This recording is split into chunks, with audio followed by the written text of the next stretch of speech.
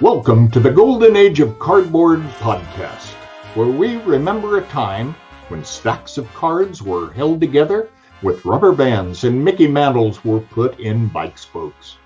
We hope you will enjoy and reminisce as you come along with us as we tell stories about the baseball cards from the Golden Age of Baseball.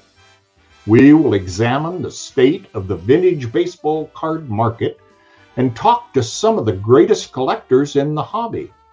You won't be hearing us talk about any chrome or shiny cards here.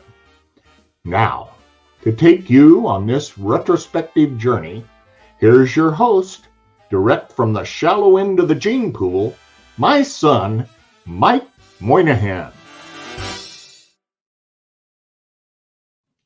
Yo and hello everybody, Mike Moynihan here. Welcome to another episode of the Golden Age of Cardboard podcast, where we talk things vintage and cards and all kinds of stuff. And you know, last week I did a great episode with Eric talking about the National. I'm super pumped about that. And I love all shows, really. There's something special about going to a card show. And there's a gentleman that I'm having a conversation with today. His name is John Keating. That 70s sports show, which is a great card show. He'll correct me in a second because he's going to be like, Mike, you idiot.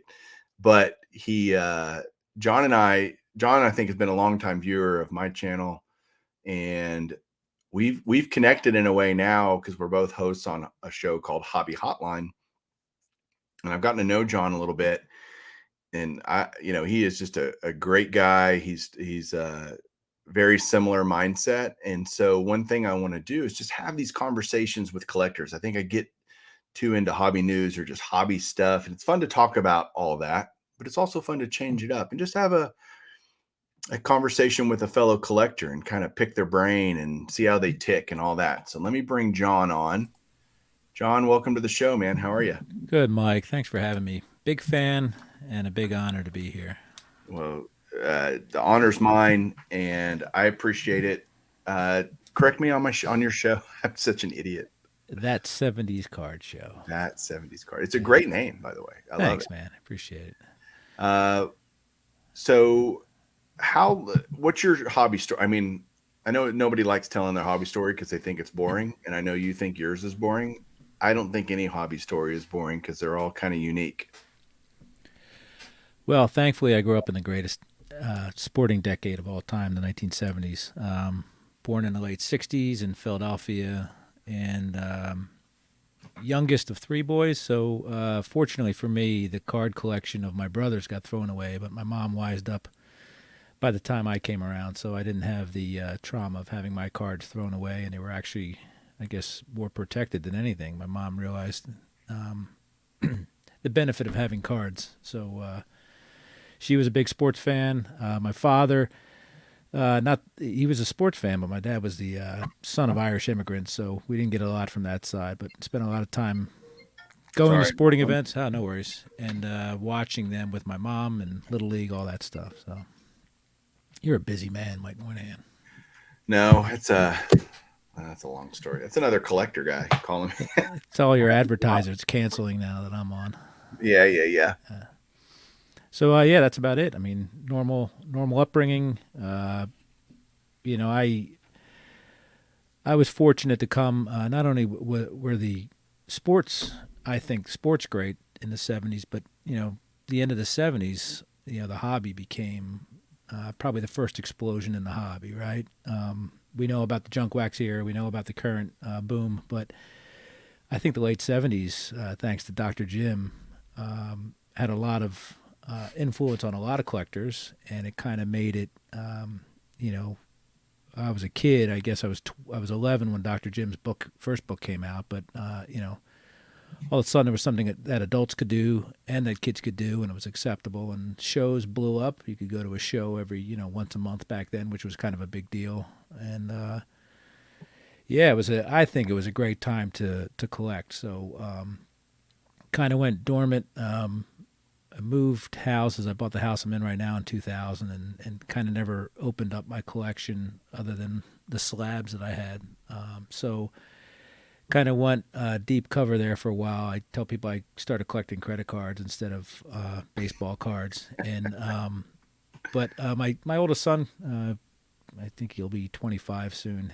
He kind of got me back into it over the last year or so. So still had all my cards, and only got rid of a couple of cards over the years that I regret. But other than that, still going strong. Awesome. When you think about the state of the hobby now, given how long you've been in it, what are just some general thoughts about the health of the hobby, the future of the hobby? Well, I think the hobby's like a cockroach. It's not going anywhere, right? It's not going to exist in the form that I grew up in or the current form. It's always evolving, always changing. I think at this point we can all agree that the hobby's not going anywhere, right? I think the most devastating news anybody heard in their entire collecting life was Topps not getting the baseball license, right? I think that's the worst thing you can have happen, and obviously we've weathered the storm there. Cheating scandals, in fact, trimming, counterfeit cards, all that stuff. That's been around forever. I remember in the '80s with the Pete Rose rookie cards and all that stuff, and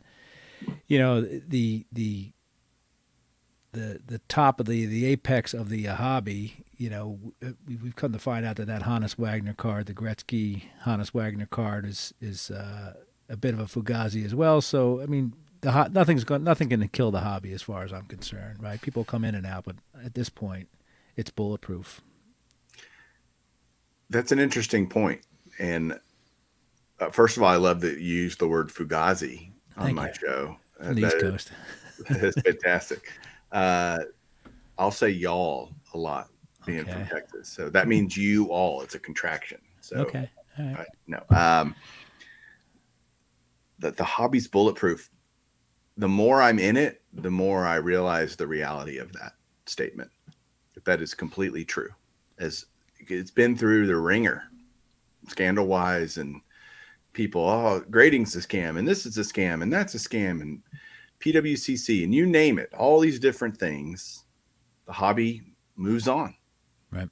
And I'm not saying that people aren't hurt by that or that those things are good. They're not. I'd rather none of that stuff happen. And yet it does.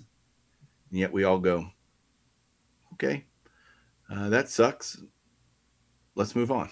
It's funny how resilient the hobby is to me. What's interesting about it is obviously there are plenty of avenues plenty of ways to collect, plenty of ways to acquire cards, right, from sellers, whether it's shows or Facebook, Twitter, whomever. But it's interesting that the some of the perceived bad actors, and I'm going to be nice when I say perceived, but some of the perceived bad actors continue to flourish, which is, I don't know the analogy you can draw there, but people get turned off, yet not enough people get turned off to completely shun some of these bad actors. But to each of their own, I guess, right?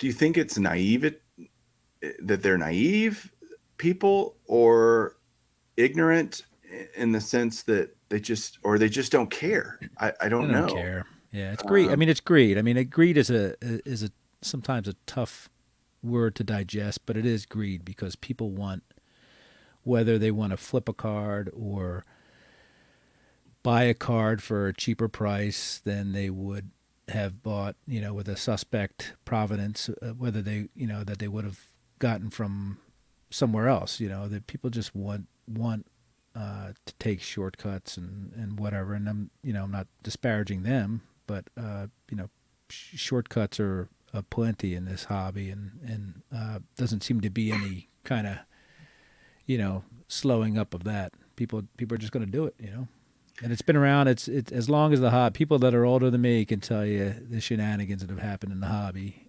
throughout time. It's not a new thing. It's just it's a little bit more amplified because of the volume, but it's no different than, you and I spoke a little while back about autographs and the kids, the bat boys in the clubhouse. the Bat Boys in the clubhouse signing autographs, or Frank had his video about Roy Campanella's wife signing. It's been prevalent in the hobby forever. So. Yeah, the almighty dollars influences everything, right? Not just our hobby, but in our hobby particularly. I don't know if you saw episode 2 of Chasing Cardboard. Yep. Small plug for that. If you don't watch Chasing Cardboard on YouTube, you should. It's a show that I'm involved in, so full disclaimer there. But at the same time, the second episode he was meeting with this guy who had a bunch of stuff from the 50s that his mom had saved for him, similar to you. Your mom saved your cards. And he just talked about it how it was back in the 50s when they would just buy cards and trade them. And the monetary value was completely irrelevant. Right. Yeah. And I like to think that I was that way early in my life, in my collecting life, but this was when I was a kid. And to be frank, monetary value didn't matter at all on anything, including baseball cards. Like, I didn't know how much a gallon of milk costs, or I just knew I wanted an ice cream cone or something. I didn't think, man, somebody's got to work to make the money to pay for that, to this and that. And as you age, that cynicism and bitterness of life starts to wear on you, and you go, man, there's dollar signs attached to everything that we do. And that doesn't have to, rob the joy of all of it. You can still enjoy it. And I think that this hobby, if you do it right, doesn't have to be all about money. It's not that money's a bad thing. Money's a tool, right? And I say this. I've been called a tool, by the way. Well, yeah. So Ed McMahon came back. Norman is in here. If you're not watching on YouTube, my puppy, who John has an affinity for Norman. I like Norman. Yeah. How's Norman doing? Yeah. So are you? I have two questions. Would you classify yourself more as vintage or modern, or a hybrid, and then are you a grading guy? Like, do you like grading? Or are you not a grading guy, or some hybrid? Well, I've always said that I wanted to collect every card, right? So I had a bit of a, you always come to a crossroads with your collection at some point, right? And the end of last year, I acquired a big collection, which was mostly, 90s on up to modern day.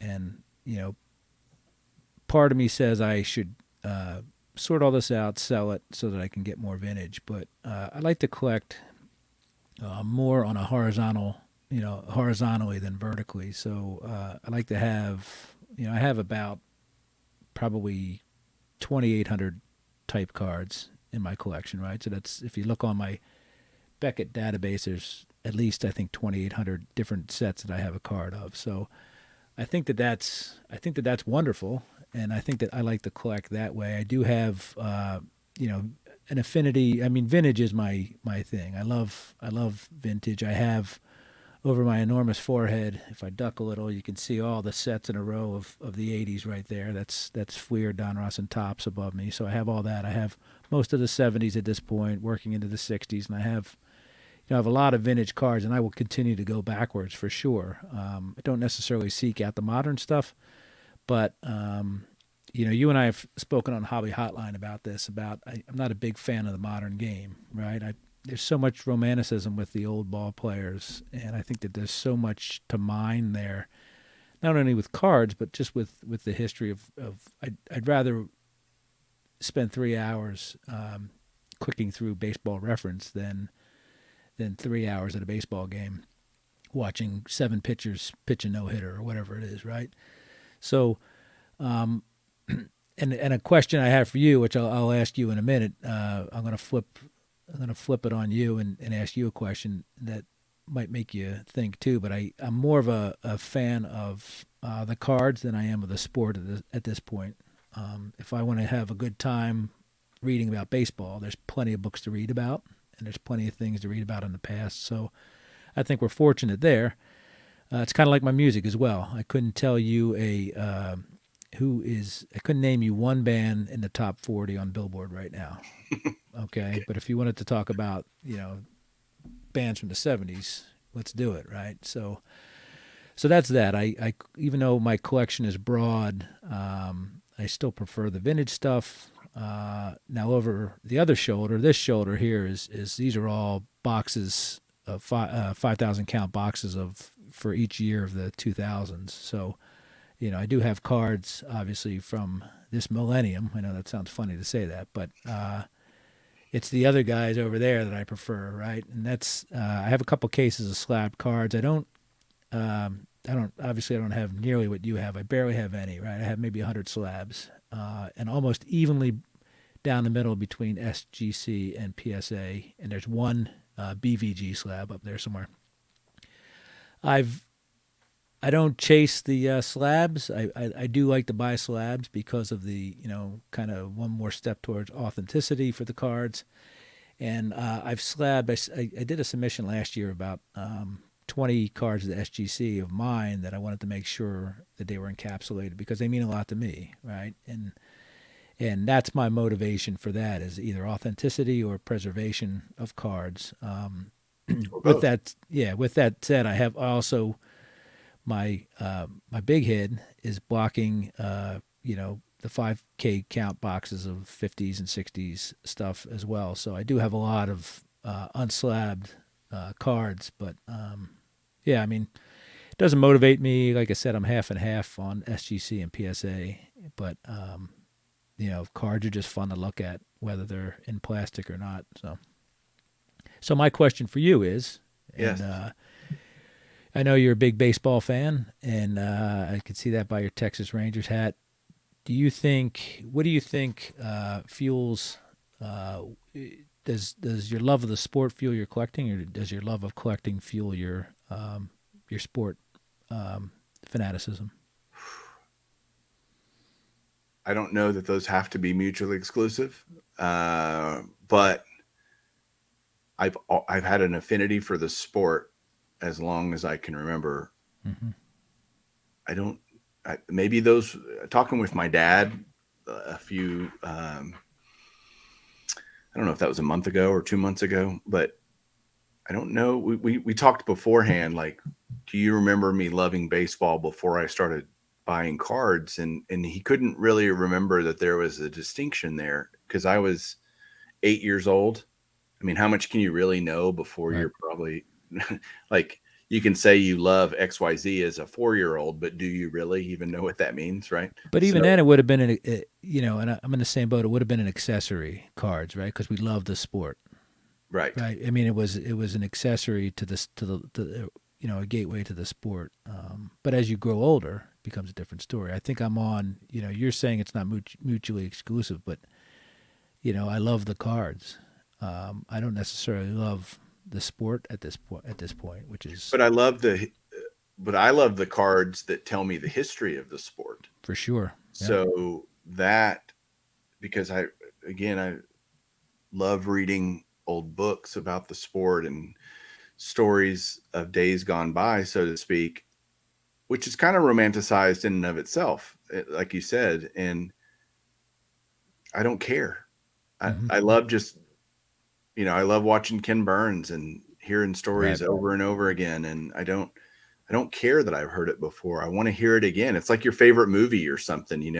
I can watch Bobby Thompson hit his home run over and over, and I don't get tired of hearing the Giants win the pennant. Right. The Giants win. Those types of moments that are, I think, unique in baseball. Do they still happen? Time will tell, right?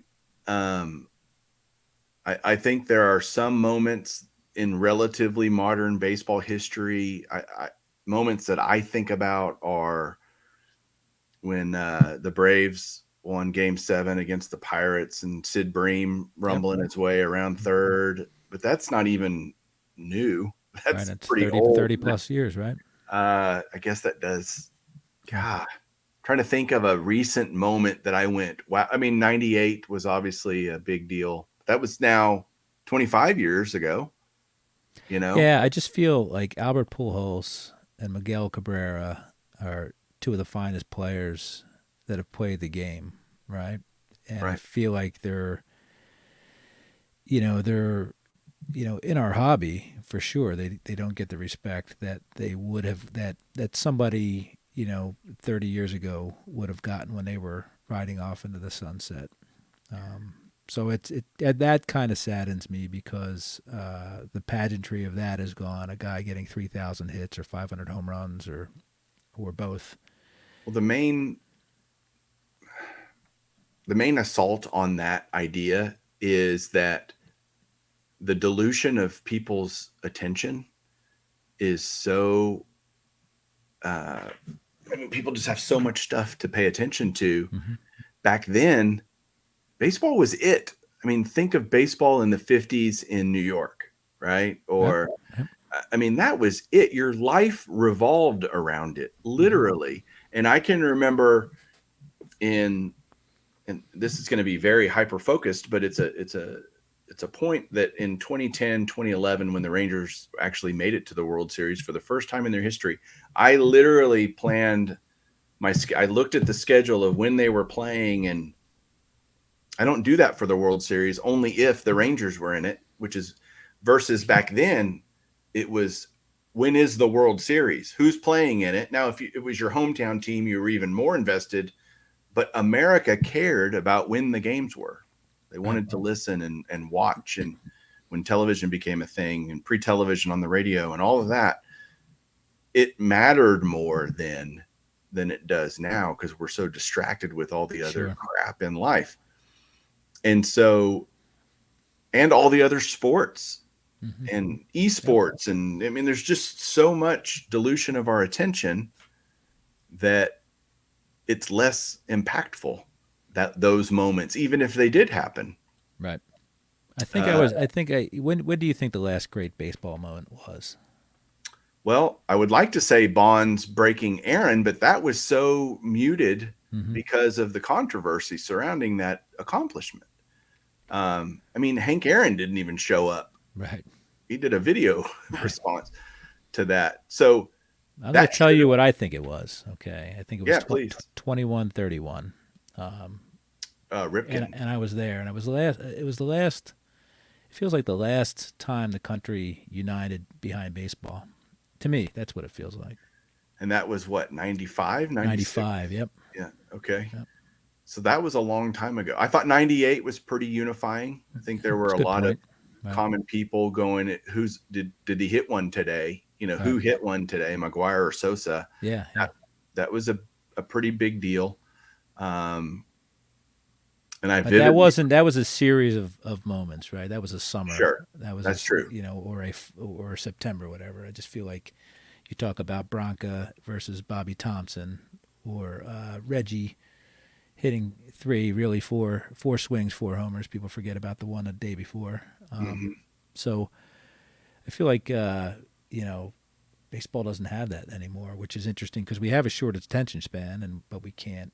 It's like the news cycle. As soon as something happens, the news always, what we got bad news with COVID. Let's have a war, bump it off, and we'll talk about the war now. It's just the way it is, right? We move on quickly. I tell my clients as a financial planner when they're worried about some crisis, I said, don't worry, tomorrow there will be another crisis. Exactly. And it's just true. There's always the next crisis to distract us from things. And what I think cards can do is anchor you to a moment, anchor you to a period, anchor you to a player, a time, right? And we need those anchor points in our life. I think those are super important. I remember driving for the first time on my own after I got my license. I remember getting married. I remember my children being born. There are these anchor moments that we have. Baseball has those. Unfortunately, they're long, again, most of them pre my lifetime, but I've read so much about them and learned so much about them that they're anchor points in my life. In the not that I lived them, but that I have experienced them through stories and cards, honestly. The 61 Topps card that shows Bill Mazeroski, coming in after he hit the home run in Game 7 to beat the Yankees over Berra's head, by the way, who was playing left field, which is ironic. That was a But weird setup, by the way. Elston Howard and Yogi yeah, Berra. I couldn't tell who was playing what position, right? It's just always, yeah. So what's great about collecting, Mike, is that people that might not have much in common can find common ground, right?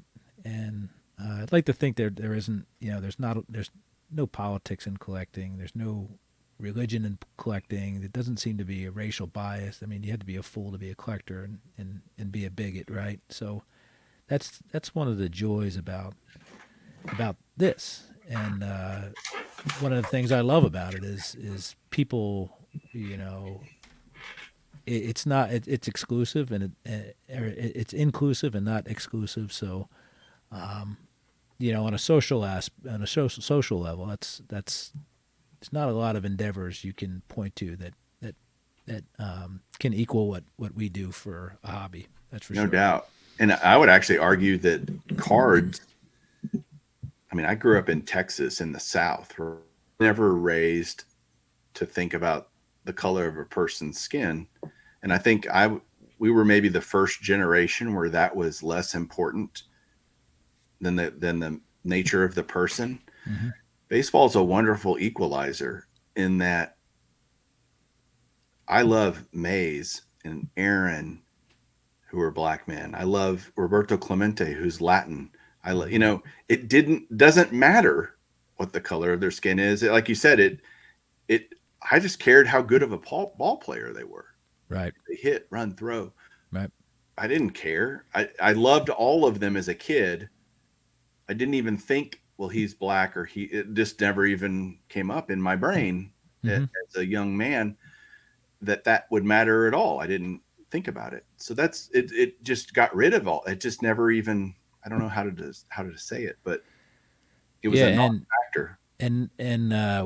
another thing I love about sports in general is none of us are wrong, and we're all right. You can debate about this stuff for days on end. My son texted me the other day when I was at the gym, my oldest son, and complaining that the Sixers sold their soul, or Philadelphia sold their soul by winning the Super Bowl, and the Sixers will never win a championship with Joel Embiid. So then I pointed out that Ted Williams and Ty Cobb and Dan Marino never won championships, right? And it began an hour-long discussion about winding around Mike Trout, about him saying Mike Trout is the greatest player ever, and me saying, well, look up Joe DiMaggio and Ted Williams and Hank Aaron, and that's the joy about it. You can spend an hour talking to somebody from a different generation, and none of us are wrong and none of us are right. So that's another part of this whole thing that makes it so wonderful. So, in your unique opinion, we all have our own unique opinions. Who are maybe top 5 baseball players of all time? Well, you use the word unique, right? I'm either describing my personality. I tend to think of myself as so normal that I'm probably abnormal, right? Because I'm cut and dry on a lot of things. But I also like to say, I like to have what ifs. What if the Cats back in the early 1900s played with the gloves that they had in the 1990s, right? Would there have been as many hits that Lajoie and Cobb and all those Sisler and Trispeaker, would they have had as many hits as they got, right? Would they have done as well as they did, considering they were only playing against 25% of the greatest baseball players, right? So half of the great baseball players were eliminated because of the race, and then there was no interleague play there too, right? So I have all these qualifiers in there, which is kind of wacky, but I think about that stuff a lot. But with that said, I'm going to tell you, hitter-wise, Ted Williams was the greatest hitter of all time. Hank Aaron was the greatest hitter of my lifetime.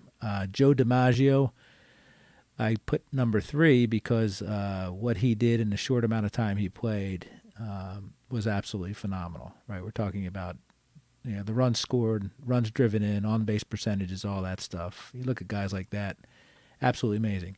I posted today or last night when I went to bed, about Robert Moses Grove, also known as Lefty. Yeah.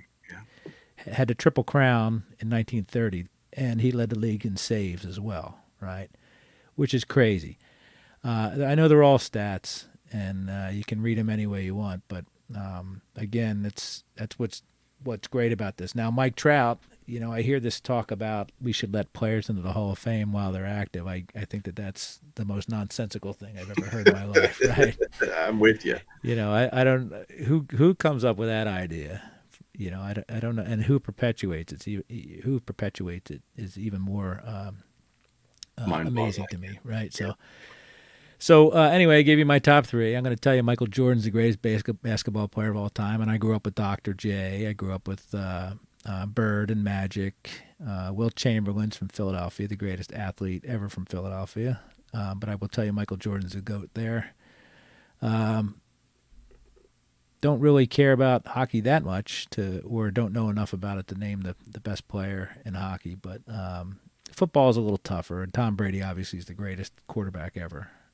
So that's that. That's my trip down there. Now you can't get me to name after those three hitters that I named. You can't get me to name anymore. But and I know DiMaggio and Williams didn't play their entire careers in an integrated Major League Baseball, but I think it's Hank Aaron doesn't get the credit he deserves. I think the funnest stat people reel off is take away all his homers and he still had 3,000 hits. Yeah, played on a lot of bad teams. Had a little bit of protection with Eddie Matthews, obviously, but still, he did it with dignity and with a lot of baggage that the rest of us didn't have to face going into work every day. That's for sure. I think it's such a difficult discussion to have about trying to. I think if you were to break it out into eras, you could make your top 5, top 10 players much simpler. Mm-hmm. If you try to say encompass all of baseball history and name the top 10, it's almost an impossible task because, as you said, you're comparing apples to oranges, really, right? And that's not fair to either side of that argument. So it's very difficult. I love you mentioned the Aaron and Eddie Matthews. If you look at a lot of the great players, they had such a someone complimentary with them. Mays had McCovey, right? And Cepeda, right? Yep. And Cepeda, mm-hmm. and Monty Irvin early in his career. I mean, it wasn't just Mays. You had Mantle always had, a litany of guys, but Maris or whomever, Vera, right? It wasn't just Moose Scourin at times, all that right? Stuff. Moose Scourin, Hank Bauer, lots of those kinds of guys. Clemente had Stargell. They weren't good until Stargell got there, really. Yep. Right? Well, they won before Stargell got there, but they were scrappers for sure. Right. Different team than they were once Stargell got there. It's so cool to just Ruth had Gehrig, and Ruth was great pre-Gehrig, but anyway, it's just. So I noticed you didn't mention the two of my top three there. Didn't have anybody. Yeah, Williams was pretty much a solo act for the Red Sox. He was so bad. DiMaggio had Gehrig at the beginning and Mantle at the end, but most of his career, he only played, 13, 14, 15 seasons, something like that. Not even that. He retired early and he lost 3 or 4 years to the war. So yeah. And that's, anyway, God, we could go off on so many tangents on this. All right, I got a couple. So you mentioned reading history and all of that. Are there any favorite baseball books that you have that you would recommend for people if they're wanting to bone up on their baseball history? Well, the one I'm reading now, right? The Baseball 100, is it, right? Is it Poznanski, Joe Poznanski? It's absolutely phenomenal. If you haven't read it, unfortunately I'm reading 3 books at once right now, which is, I don't know. Seems confusing. Yeah, tell me about it. Yeah. Especially for my capacity to handle information, it's bad. But the other one is Big Hair and Plastic Grass, right, which is about the 70s, and it's a great book. I'm halfway through that because I'm right around 1975. It's a year by year about the 70s baseball situation. And if anybody that's listened to my shows, obviously I'm a a 70s fanboy, right? All across the board, music, television, but baseball, and this book kind of highlights a lot of that. Baseball changed so much in the 70s, more so than any decade, in every aspect, from the surface it was played on to the uniforms to, still feeling the effects today, right? Designated hitter gets implemented in the National League. Well, that's obviously a 50-year tradition in the AL at this point. So free agency, all that stuff. So I don't think baseball grew as much as it did in the 1970s. And what a time to be around, for me as a young kid learning the game and loving the game. Happened to be, as I was just kind of getting a grasp for the game, the Phillies got better in, running off 3 straight NL East titles, and just there was dynasties in there. It had everything, right? So colorful owners. That's when Steinbrenner and Charlie Finley were at their apex. So really, that book kind of encapsulates that, and I it's one of those things where I can't wait to finish, but I hope it doesn't end at the same time, because I just can't get enough. I can't get enough of the 70s, obviously. So, and then I don't know. I had a book of the third book around here somewhere. It's over there somewhere. But anyway, stuff like that I love, and I need to catch up on my reading for sure. I need to keep going back. Thankfully, there's so many biographies and stuff like that I know Ray from Philly reads a lot of them, and I need to get better at doing that. So, is that a lost art, do you think, in just our world, maybe? Yeah, reading. Yes. Oh, for sure, because the computer's so easy, right? Click, click, click. I love to read, but a little bit of a concession is that, as you get older, you can't last as long as you used to. When you start reading, it's almost like it's like a sleeping pill. Yeah, it is, right? Yeah. Which sucks, because I'd love to, you got to put the glasses on, and then you got to read, and then I need to carve out more time for sure to read, because I've always loved reading, especially nonfiction, whether it's biographies or history. So baseball falls right into all that with with the all the books that have been written about it. So, any hobby books that come to mind? Yeah, I have the one back there, somewhere back there, the Hannes Wagner one, right? Hold on a second. I'm in the middle of mint condition right now. I have that one back there. I'm in the middle of mint condition right now. Yeah. So, which is a good book, a lot of useful stuff in there. And I kind of alluded to it in my last week's show about, these guys that designed these cards starting from the 50s were all comic book guys, right? Illustrators and stuff like that. And it was almost like they were selling their soul to design baseball cards, but they still found a way to wedge comic strips into the backs of cards. And then eventually in the 70s, 1970 with baseball, and 71, 72 with hockey, and then 79 and such full-on comic book type things with, intertwined with sporting, with the sport releases. So that's a nice little subversive thing there. I'm not a comic book guy. I know you are, right? Which is interesting. But I think, and I mentioned that last week, was there was a point where I think comic books were probably more widely distributed and loved by kids than baseball cards, I think, right? And it's interesting how that changed at some point. But I've never been a comic book person. All my entire comic repertoire is on the back of baseball cards. There you go. Yeah. Well, I am excited about this weekend. As we're filming this, as we're recording this, the Dallas show is coming up this weekend. Are you looking forward to it?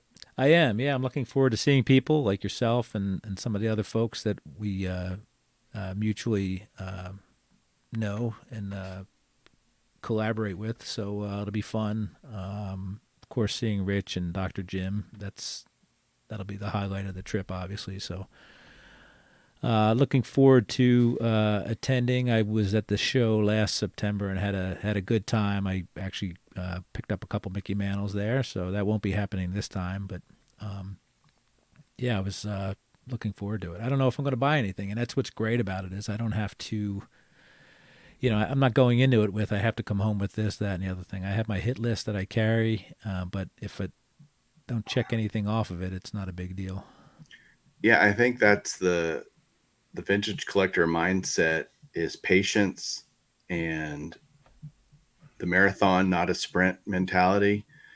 I don't have to have all these today, tomorrow, someday, but Right. no hurry. I'll enjoy the journey. And that gets lost a lot with the younger generation, I think, just because they're, wham bam, on to the next thing, short attention spans, moving on. Do you get tired? I've always said that I never get tired of going to shows. To me, it's never boring. I always find it fun and enjoyable. Do you ever get tired of going to shows? No, there's a buzz, right? You can, there's something in the air, an electricity in the air, and you guys have the Dallas show, which is probably the second biggest show in the country behind the National, I would think.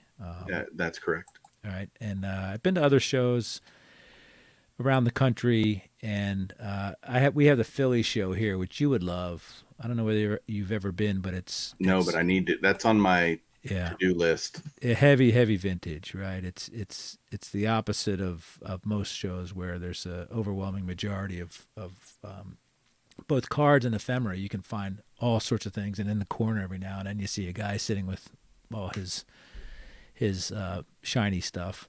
But for the most part, it's oddball stuff. So I'm fortunate that I get to taste that a couple times a year.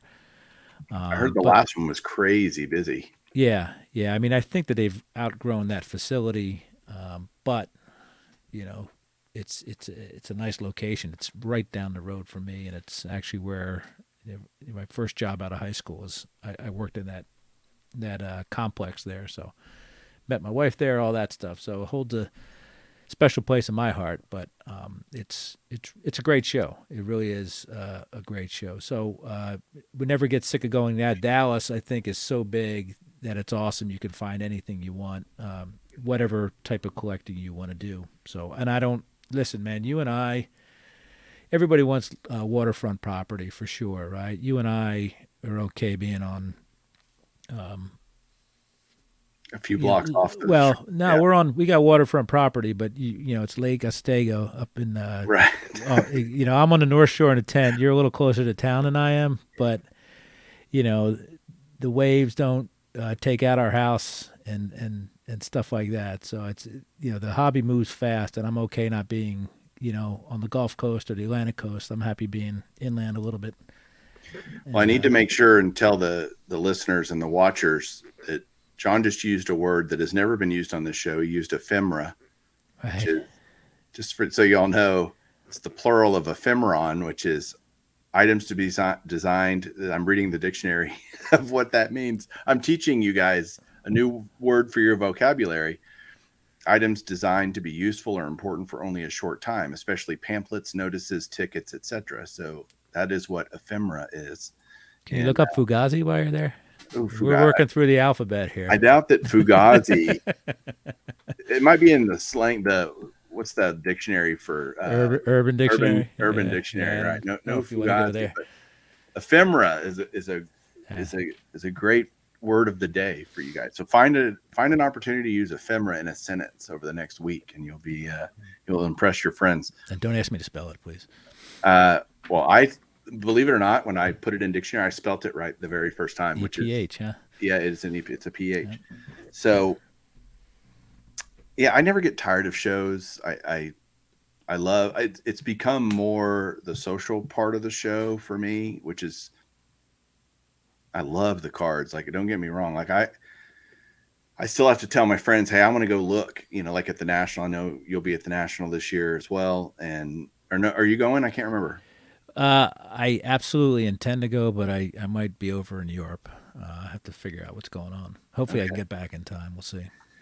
Well, have you been before? You've been before. I was actually at one in Atlantic City in the late 80s. And then I was at the 91 in Anaheim when I was living there. So that's the last one I was at. Okay. It's changed a lot, just so you know. The cards I won are the same that were there in 91. That's right. That's true. Doesn't matter. Good point. Very good point. So I know you have, you have a YouTube channel, but what other kinds of hobby content do you put out there? Well, I started as a podcast, and probably, well, not probably, but obviously heavily influenced by Dr. Jim's daily podcast, and it was on at one point 7 days a week. So I started talking into the microphone. I'm not a very outgoing person, so it was kind of a good way just to, but I'm an opinionated person, which I know it sounds very strange, but that's what happens when you grow up in a Irish household in Philadelphia. You do have opinions. So I was able to talk into this little microphone and say what I wanted to say. And then one day, after meeting Rich and Dr. Jim, I decided I'm going to interview these guys. And the only way to do that was via teleconferencing, right? Zoom. So my first YouTube episode, which was the 20th episode of my podcast, was with Rich, an interview with Rich. And it was awesome because, Rich is Rich, obviously, but we got to talk about other stuff, about music, how he grew up, where he grew up, when he grew up, all that stuff. So I enjoy that part. I enjoy the backstories. Like if I were to buy a collection from someone or or cards from somebody that's not a dealer, I like to find out the backstory. What's the story with these cards? So it's kind of a good thing. I when I interview folks, I try to, we know about the cards, and everybody talks about cards, and most or all do it much better than I do and have much more knowledge about the cards than I do. But I like to kind of figure out the human part of it, and talk, kind of like what we're doing now. So yeah, now I'm still podcasting and simulcasting the shows on YouTube and anywhere for the podcast. I think I just finished episode 51. Episode 52 is coming up. This guy right here will be the topic of episode 52. And for those listening, what are you putting your hand on there? Looking at a brown Naugahyde 3-ring binder with a set in it. Nice. To be disclosed whenever I release the podcast or whenever I research the podcast. But it'll be a year at the end of this month that I started, which is kind of cool. Don't have any plan. Dr. Jim kind of asked me, like, hey, there's only so many sets from the 70s. And I think that as much as I respect Dr. Jim at this point, he's probably will admit that he backtracked on that because he thought I'd talk about 10 baseball sets and the show would be over in 2 months. So we found some nuggets in there. Got a lot of people contribute ideas, which is awesome. And it's not just the cards or sets, but I talk about arenas and stadiums and stuff like that. Couple human stories. Fritz and Mike, for example, from the Yankees that some people have commented on. So I just talk about the 70s. There's so much there, and it's a very valuable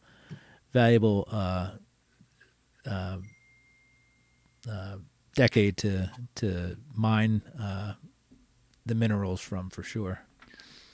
So what kind of content do you like to consume? You mentioned Dr. Beckett's show. Are you a podcast listener, YouTube watcher, both? What do you like? I love music, but I hate listening to the radio in the car because of commercials. So there isn't enough content out there, Mike. I know people say that the field's crowded. There isn't enough content that I like to listen to out there. I can run down my list, and those who I watch and listen to, I know that by now. But I don't mind long form content. Some of my shows are 30 minutes. Some of my shows are an hour and 30 minutes. I like the longer the better. And part of it was influenced by Matt Salmon, Wax Ecstatic, who used to do long form shows, heavily researched. They would go about an hour and a half. He no longer creates content, from what I gather, but I like that because I can go to the gym and work out for an hour and a half and listen to a show. Drive around, sorting cards, right? What better way to consume content than sorting cards? Of course, you have to look up every now and then, but still, I love it all. I absolutely love it all. So great. So when y'all are at the gym, put on Golden Age of Cardboard, or always do. Yep. Or I know your story better than you know your story at this point. So, it's funny how people, when I talk to people in there, oh, I remember this episode or that episode, and I'm like, I don't even remember that. How Yeah. do you people remember that? Everybody wants more Julie on my Right. show, Right. especially the YouTube show. They want, well, have Julie open your next mail or whatever. And Right. so people remember stuff that I find just amazingly fascinating. And it goes to show how people get invested in, I think if you're authentic as a content creator, which I mean, I don't know how else to be. There are a lot of guys out there that I go, man, if that guy's really like that in person, that's kind of weird. Right. And I know some guys that aren't the way they are on camera as they are in person. And that's both a positive and a negative. This is me, like what you guys hear every week on this show, what you see on YouTube. That's just how I am. And sometimes I put my foot in my mouth but most of the time I just speak what I think, and a lot of people like it. Some people don't. Welcome to life. You Right? and I talked on the phone a couple hours ago, and you had to shut me down because we were just talking. I know. You know what I mean? And that's the way. Whether there's a microphone or a camera there, it doesn't matter to me. It doesn't matter to you. It's just I'll talk, right? I'll talk about, Yeah. and I'm passionate about it, so I'll talk, and it's not. I don't wait for the red light to come on or anything like that. And we'll probably have conversation or two this weekend the same way. So I certainly hope so. yeah. I'm trying to. We're working, guys, on trying to get John over here somehow, because you know how much I love showing this stuff off, not from a flex standpoint, but from a sharing the joy part of it. Why don't you take Julie out to dinner, and I'll just babysit Norman. Yeah. You guys Okay. get out of there for a couple hours, and I'll hold down the fort. How's that sound? You won't be bored. I promise you that. Both with Norman and the cards. But Hey, so Lou Gehrig's your favorite player, right? he is. And Nolan Ryan, number 2. Whew. I respect Nolan Ryan and what he did in his career. I think he was amazing. And in his era, I think he just played on such bad teams. Yep. I think he was always second fiddle, right? He was Frank Tanana's second fiddle for many years. He was J.R. Mike Richard, Scott. and Joe J.R. Negro. Richard. Yep. Yeah, I mean, but he outlasted all of his endurance, and I mean, anybody that sets a record that will never be broken is pretty impressive. No one's going to hit 56 games in a row ever again. No one's going to. They will. They'll do it over 3 seasons, but they might. Right. Spot starts, right? No, and no one's going to. I'm talking about like Joe DiMaggio's hitting streak. I mean, there are some baseball records that are unbreakable. 5,714 strikeouts is never going to be broken. No. So, I don't know if he's. God, it's hard to say. No, probably Mays or Aaron are my second favorite. Interesting. And I know how much you like the Mick, and he's not in the. Mick's probably top not 3. even top 5. I'm not saying greatest baseball players, but he's not. No, I'm saying even favorites standpoint. of mine. Interesting. I think hobby-wise, Mickey Mantle is the greatest hobby figure ever. No doubt. And it's up to people like you and I to continue to educate people, because it pops up on. And listen, I've got no dog in the fight in the Mickey Mantle game, but it's just his influence on the hobby is undeniable, and and people need to be reminded of that. He isn't the greatest baseball player ever. He is the greatest hobby icon ever, as far as I'm concerned. No, I don't know how you could argue anyone else, honestly. Right. To me, Ruth is the greatest baseball player ever, but his hobby, and he's very popular in the hobby. Who doesn't want a Ruth card in their collection? But at the same time, Mantle's so much more obtainable. It's still expensive, but they're all over the place. You go to a show and there's Mantles everywhere.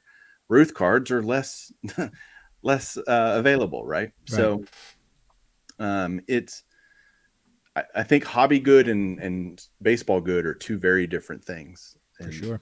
That can be like, I think Frank Robinson is amazing baseball good, not as hobby good. They're not equal. Right.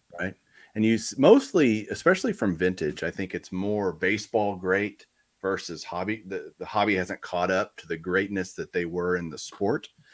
I think of Mel Ott and Jimmy Fox and Al guys. Simmons. Who's that? Al Simmons, one of the Yes. most phenomenal hitters that nobody's heard of, right? Or most Yes. people haven't heard of.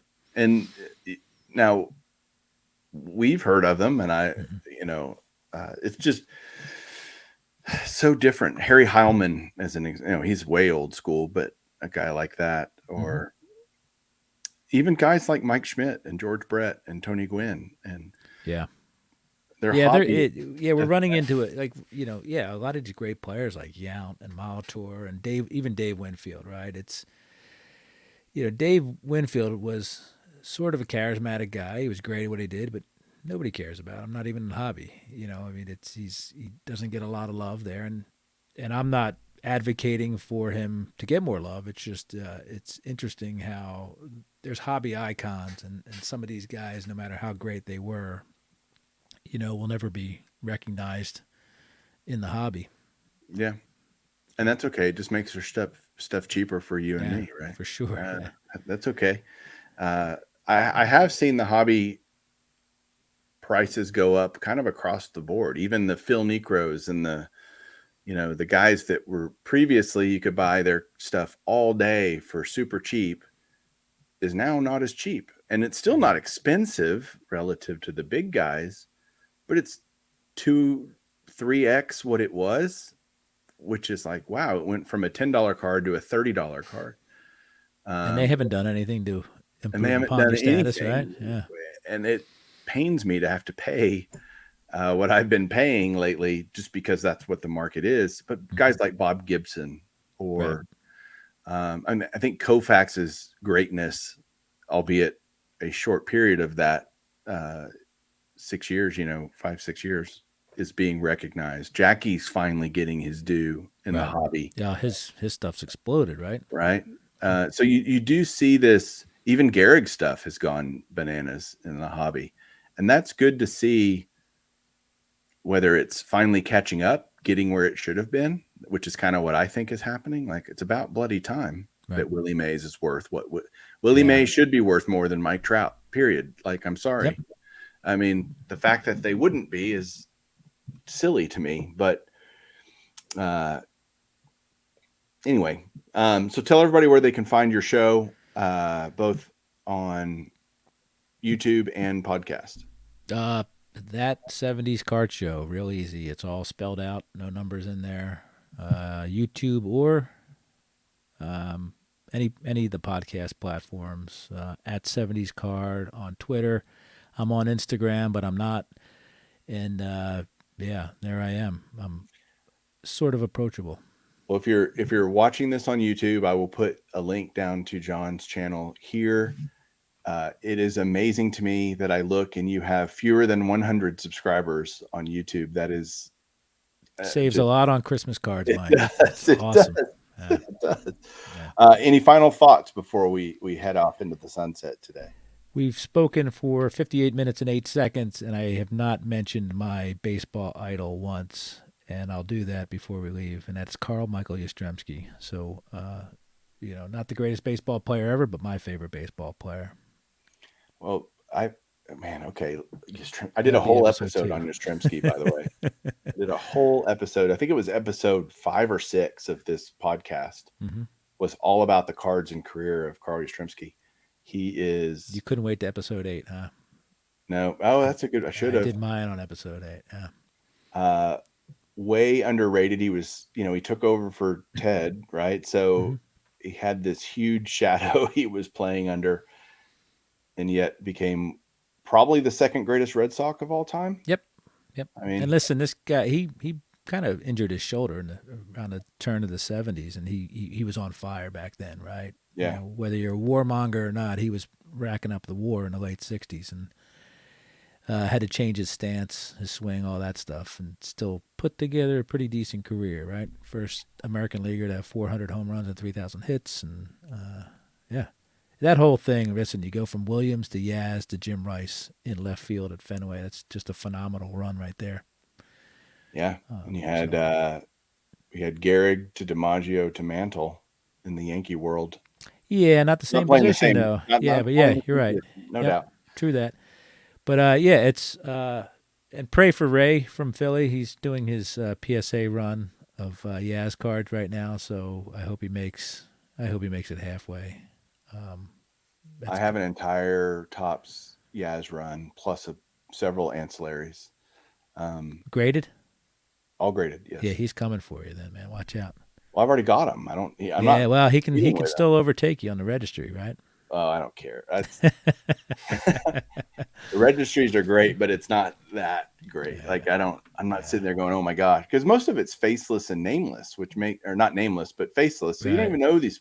You're competing against a ghost essentially, Yeah. and you could well, I guess you could go find serial numbers of all these cards in high grades and make up a registry if you wanted to. I don't know. It's like that to me. That's like cheating in golf. The Unless only they're already person you're in there, competing right? with, If they're already registered, you can't put for them in, sure. right? Yeah, you have to find serial numbers that are not quote unquote claimed by someone already. But I'm creeping on you, man. You're doing. I'm spying on you in the top 300, the Mike Payne 300 registry. You're doing all right up there. thanks. You're getting into. You might need an oxygen tank soon. You're getting way up there. It's love. And the cards I need are all all comma cards. Yeah. There's nothing cheap anymore. I may have gotten one today, which I showed you earlier. Mm-hmm. We'll see where that ends up landing in that deal. But John, thanks for joining the show today. Thanks for being here, and I appreciate you. Look forward to meeting you this weekend at the Dallas show. Awesome. Thank you, Mike. It was a pleasure. I appreciate it. All right, everybody out there, take care. Thanks for watching. Thanks for listening. We'll talk to you soon, and keep collecting.